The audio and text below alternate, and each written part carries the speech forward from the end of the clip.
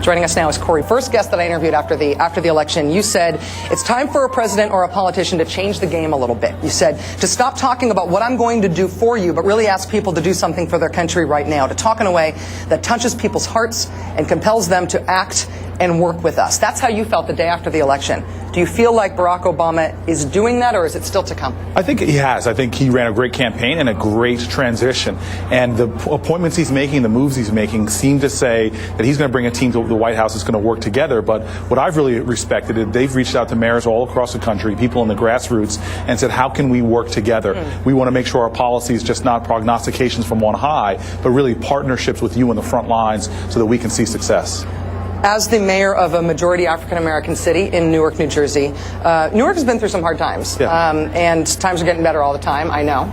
But how do you think this inauguration, this potential presidency, is resonating with the people of your city? How does it resonate in Newark? Look, we had a public event at our Performing Arts Center in Newark, and the tickets went faster than any rock concert I've seen or rhythm and blues concert. It was incredible. Within minutes, they were all sold out. All across my city, they're having watch parties. It's so exciting. But the most powerful thing for me, and the most poignant thing for me, frankly, has been visiting schools in Newark.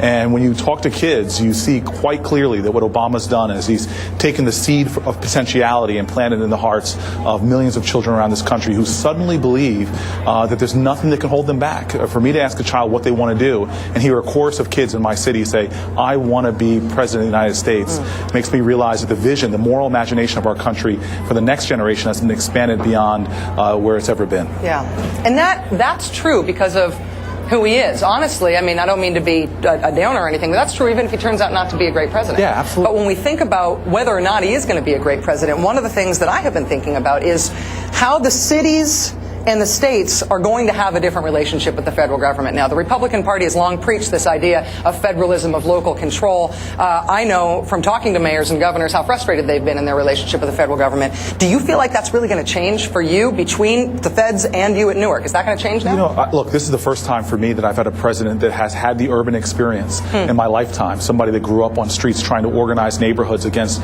very real challenges. And the people he's brought into the White House with him, people like Valerie Jarrett and others, have a real connection to communities. And this is not an America that is urban and suburban. We really have about 80% of Americans that live directly in cities or in their suburbs and have direct relationships to those cities. So the great thing about Obama is, I think, as I said after the election, is he's going to be a game changer. He's going to change the narrative. He's changed the narrative in international politics. Rarely in the course of human events does a globe stop and watch an event like we're going to see tomorrow. He's changed the way we campaign, the narrative of campaigns.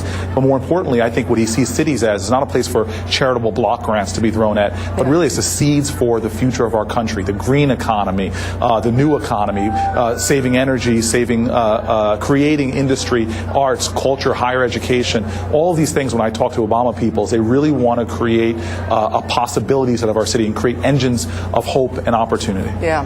Cory, in thinking about what he has changed just in the way he's gotten to where he is, he had a dinner for John McCain tonight, and for Colin Powell tonight, and do you think that sets a standard in terms of, I don't know if it's bipartisanship or post-partisanship, but reaching across the aisle? He's been rewarded with an 83% approval for the way he has comported himself during this transition. Does that set a standard? Does that trickle down? Do we start seeing that turn up in other unexpected places? Look, I hope so. At the end of the day, and I see this in my city hall, because we have left organizations and right organizations, from the Manhattan Institute to more traditional groups that you would see involved in inner cities, coming together to solve problems. I think a lot of us in America, despite this city and what is often celebrated as the divisions, I think a lot of people in America are tired of it. The problems are too dire.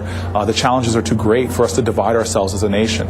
And so Obama has a responsibility. He preached it during his campaign, and now he's evidencing it in his post-campaign work. And as president, the more he reaches out and the more he says that we have, as Americans, not with his words, but with his actions, have more in common than we do dividing us, the more hope there is for our country. And the kind of awful, venal, wedge politics of the past, parties looking for an issue that I can separate people with, firm up my base, has got to go away. And we've got to start finding the real issues that when I leave to go back to Newark, New Jersey, people are going to be talking about real challenges. And we need a president who's going to be more about solving them and not vilifying the other side, but really bringing us together. No matter how tactically tempting it is to do that, we got somebody who's got to rise above it. Can't be left or right. It has to be forward. Mayor Booker, great to see you. Thank you. Great seeing you too. Have a great week. I'm sure I will. Walking on air. Cory Booker is the mayor of Newark, New Jersey.